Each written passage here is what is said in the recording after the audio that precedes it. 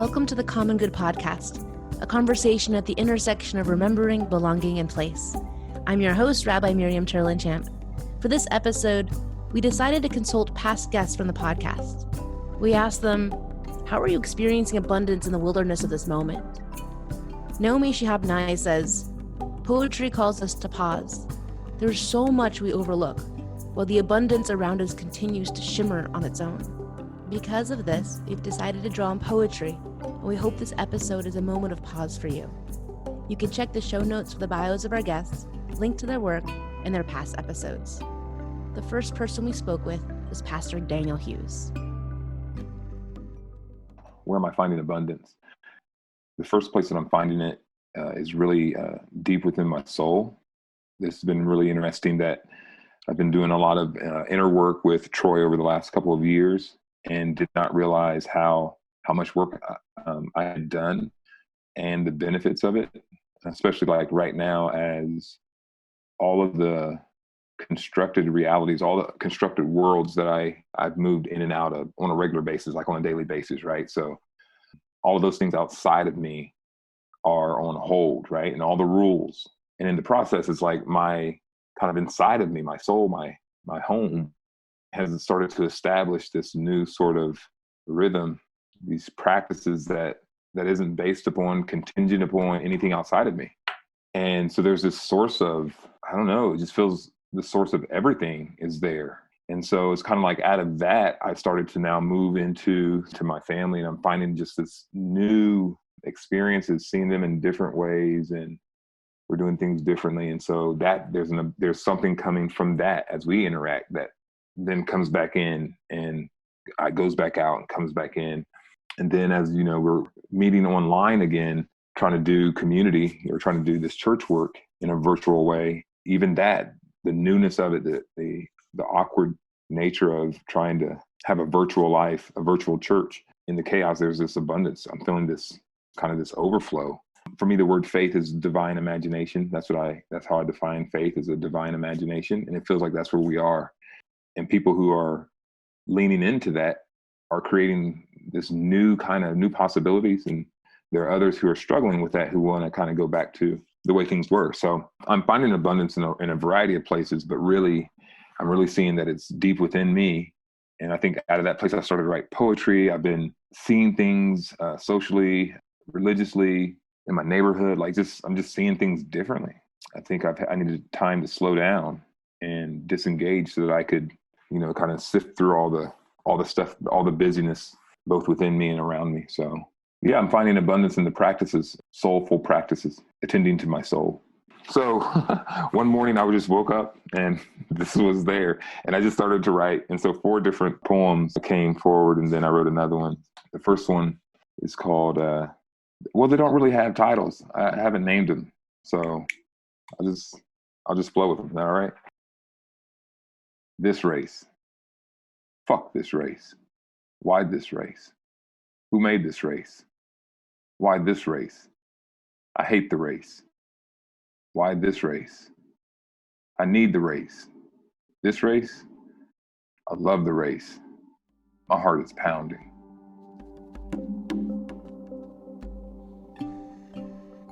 Notice how Daniel's words hit you. Do they invite you to go deeper within yourself? The next person we spoke with was Sarah Buffy. Oh man, when I think about abundance in this time, things have gone in waves. I feel like I first had an abundance of time, which was a luxury because of the busy schedule that was happening before. So I had openness and space to kind of take a deep breath and orient back to my physical home. I've taken my yoga mat out several times, and we have a big backyard, and I've just been able to lay it down in the middle of the yard and just stare at the sky, which might not seem that interesting or exciting or new. I've had the backyard for 2 years, but I've just never utilized it in that way. And so that felt really rich, just to take a moment and to be still. As the weeks have gone by, abundance has looked like more work coming in. And my work is around supporting people and understanding how trauma affects us and how we can join people on the healing journey. And so I think now more than ever, we're having this collective traumatic experience that people are searching for. How do we put a name to that? How do we understand ourselves and our physiological stress response in this time? So there's been an abundance of opportunities to walk with people through those questions, families, young folks, and how do we start to understand ourselves in this time? So I think about abundance to the outside world, but how do we take that abundance and go deep inside, deep within? I'm using that the practice of going deep within by slowing down the perpetual thinking, and just kind of dropping into the being. So the outdoors has been a place where I'm just literally staring off into the woods, or in my hammock, staring up into the trees, or again, like I said, laying in the yard. All of these times to stop churning my brain towards what's the next thing I can produce. How do I pivot? How do I scale? How do I get in that mode of keeping up with where we are right now, but really just allowing for that silence, for thoughts and feelings to come and not get attached to them. I don't have a robust meditation practice, but it's been nice to just sit in that silence and embrace it. I wonder, even in just talking out loud now, that if there's a bit of resistance in going too deep within, because maybe I'm opening myself up, but actually going into the well that could be exposed. I don't know if that feels so safe right now because there's so many unknowns, but I want to be open to that and see what can birth out of this time. When it comes to art and creativity, I've been playing with puppets a lot, and that's been so fun. And I have a puppet named Sal that actually looks just like me.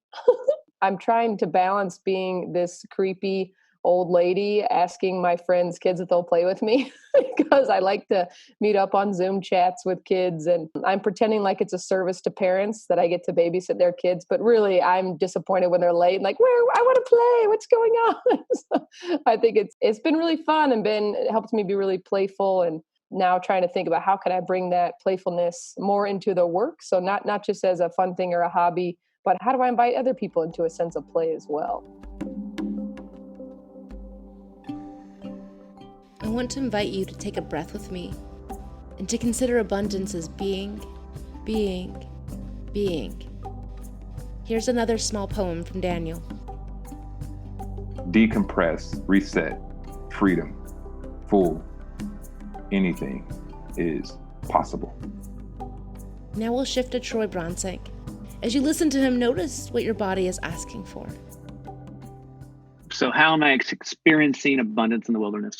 I've noticed that bringing my kids along for deeper conversations and deeper dives into things that are beautiful has been a joy. So like John Prine is somebody I've known, but my kids didn't have much access to him. So not only is he's been sick and then in his passing, were we looking at videos, but we'd kind of sit and talk about it and talk about what's this video do to you, or where did this song take you? And for my 9-year-old Wakefield to kind of slow down into that, and my 17-year-old who's much more interested in another genre of music than that, to settle into it has been pretty beautiful. Another gift has been being able to tear up with them.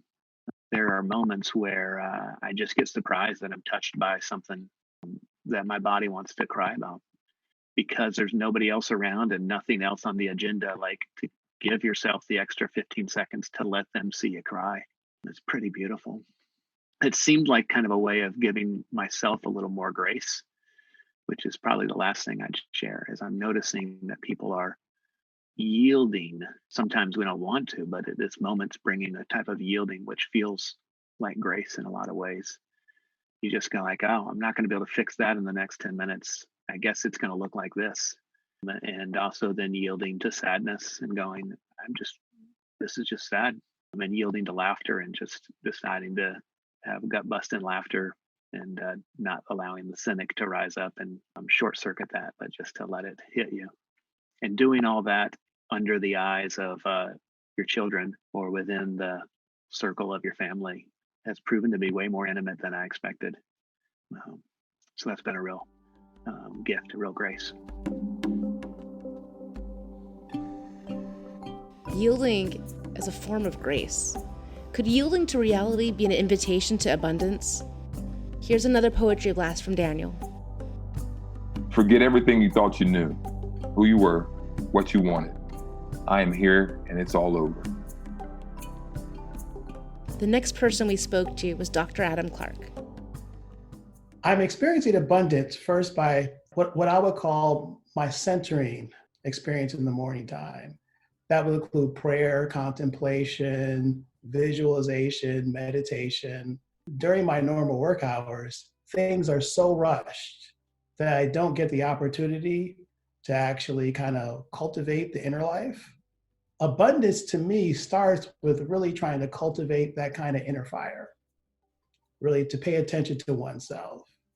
So the thing I've enjoyed the most about this time to kind of this pause, I would say, is be able to be more inwardly directed, to wake up in the morning, to be able to read sacred scripture, to read inspirational scripture, to journal, to paint, to do whatever my inner life, my inner fire desires, and really cultivate a sense of deeper awareness. In Ignatian speak, it talks about deepening the life of God within us. That's what I've been able to do. And that, I think, is the most vital source of abundance that I've been able to experience in this kind of wilderness. Secondly, I've been able to be reconnected to old friends. Friends have been able to reach out, spend time, not be on the clock, able to enjoy people. So that sense of being able to revel or delight in the other has been another source of abundance, where I don't feel pressured by the clock and I don't have to cut conversations short. And I think it strengthens the bonds between me and others. Abundance as centering, abundance as connection. Let's return to another poem from Daniel. E pluribus unum. Out of many comes one. One love, one hate, one cry, one hope, one fear, one faith, one virus, one day, one people. As we continue to consider the importance of connection, let's now turn to Brad Wise. So 2 years ago, coming out of the Common Good Fellowship, one of the things that we started with our organization, Bespoken Live, is a little deal called Cuppa. And we started it because we were really inspired by Walter's stuff around Sabbath and the idea of having a midweek Sabbath on like a Wednesday morning, of just being mindful, starting with stories and connecting with some people was an experiment we wanted to try. So we started doing that at a coffee shop, and it was just the best part of the week for a lot of us. And this little ragtag community started, and it was the kind of thing where like it was there on Wednesdays, and if you could drop in, you dropped in. There was no dogma or expectation. It was just a time where we would split up into groups of 3 to 4, and we have these story cards that have prompts around a 4-letter word, and we would tell stories about a trip or a kiss or our hero. And just loved it. Then we did another one at another coffee shop on a different day, and going strong for 2 years. And we started to like just get a lot of cool different people. And one of my favorites just recently was an 84-year-old woman named Joan, who is just, her stories every time I got to be in a group with her was just the best. It was the best way to have Sabbath, was to listen to Joan tell stories about her son pretending to be a dog for months and how she had to navigate that. So we're starting to just develop this community. She and her friend Meg, they live in like a retirement community, and this community, Cuppa, became just a super important part of their life. They were an important part of our life. And as the COVID stuff started to like build, and it was before the lockdown happened, but they started to talk about social distancing and how especially the elderly shouldn't go out. And I remember one morning she said to me, this community is too important for me to not come. I'm not just going to stay locked down.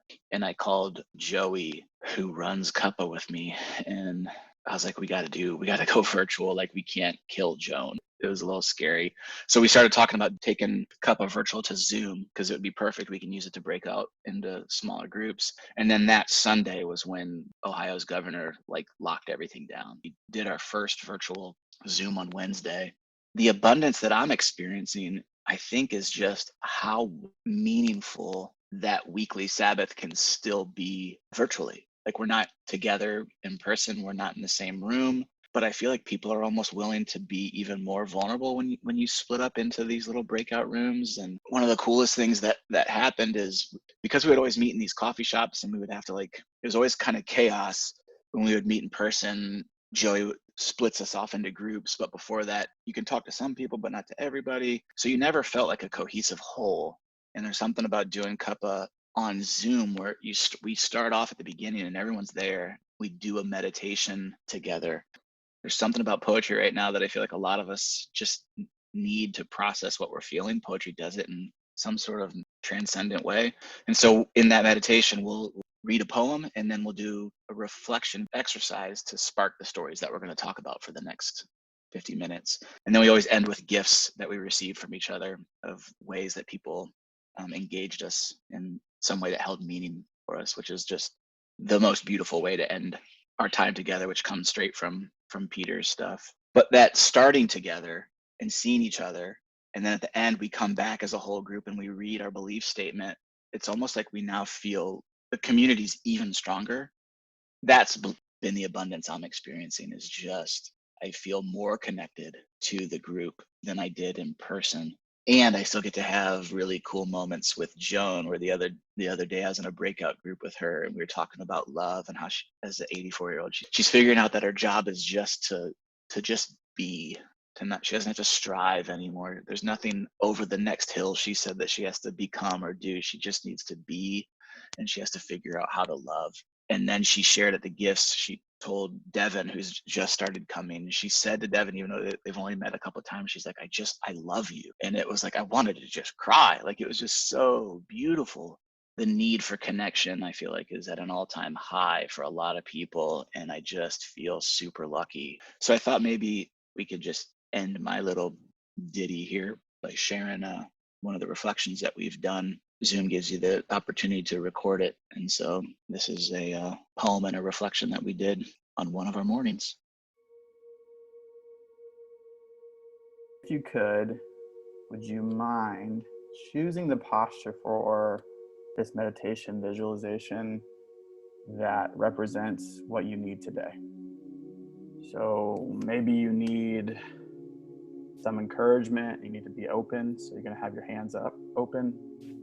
Maybe you need a little bit of like a time to feel protected and to feel safe, and you want to be a little more closed. But choose a posture for yourself that represents what you need from this next hour. And if you could, take a deep breath in and out.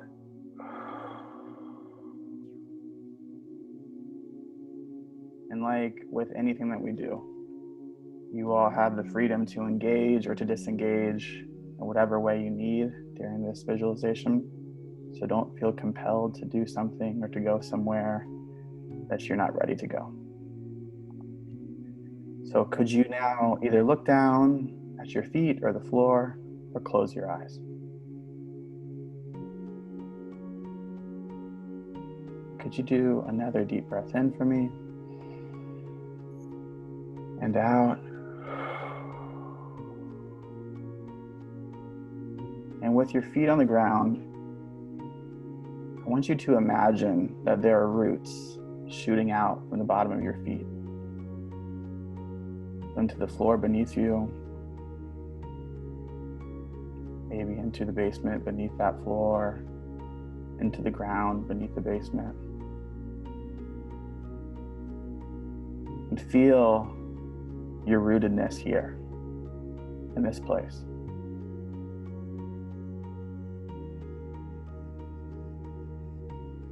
And feel free to return here at any point today or during this next hour when you're feeling a little unrooted.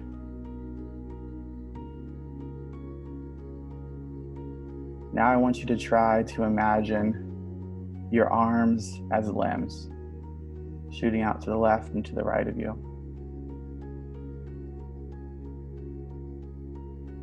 Feel the balance of your body as it's holding you in this place, not swaying you to and fro, but holding you here. And I want you to know that you are free to return here If at any point you're feeling a little unbalanced during today, or even the next hour. And then lastly, I want you to take a deep breath in and stretch your spine up into the air like it's the trunk of a tree. And out. This is your breath letting you stretch up into the sky. Your breath is a symbol that you're enough, that you have enough. And if for whatever reason you're not feeling quite enough today, you can always come back here. I wanted to read a short poem by Wendell Berry called The Peace of Wild Things. When despair for the world grows in me, and I wake in the night at the least sound, and fear of what my life and my children's lives may be, I go and lie down where the wood drake rests in his beauty on the water, and the great heron feeds. I come into the peace of wild things. Do not tax their lives with forethought of grief. I come into the presence of still water, and I feel above me the day-blind stars waiting with their light. For a time, I rest in the grace of the world and am free. Deep breath in and out. I want you to remember the roots beneath you, holding you here in this place. Today, we're going to tell free stories. I know a lot of us are feeling a little constrained and pent up. And so today, we're going to tell stories about a moment when we felt free. This could be freedom from something. Maybe it's the freedom from the limits, the boundaries of not being able to drive when you're 16, or it's the freedom from not being able to drink until you turn 21. So it could be a freedom from boundaries or rules or limits. Or maybe this freedom feels a little bit more like letting go, like releasing, like moving on. Deep breath in and out. And I want you to remember the limbs again, to the left and to the right of you, holding you here in balance. Maybe this free story feels a little bit more like freedom too. It feels expansive. It's an invitation to be fully you. Maybe this freedom is actually surprisingly, paradoxically, a little bit like an oath, a bond, an attachment to something or to someone else. Maybe this free story is about feeling an invitation to something greater, something truer, something more beautiful. And as we close out the meditation, I want you to remember the trunk one more time. Take a deep breath in. Stretch your spine up into the air. And you can release.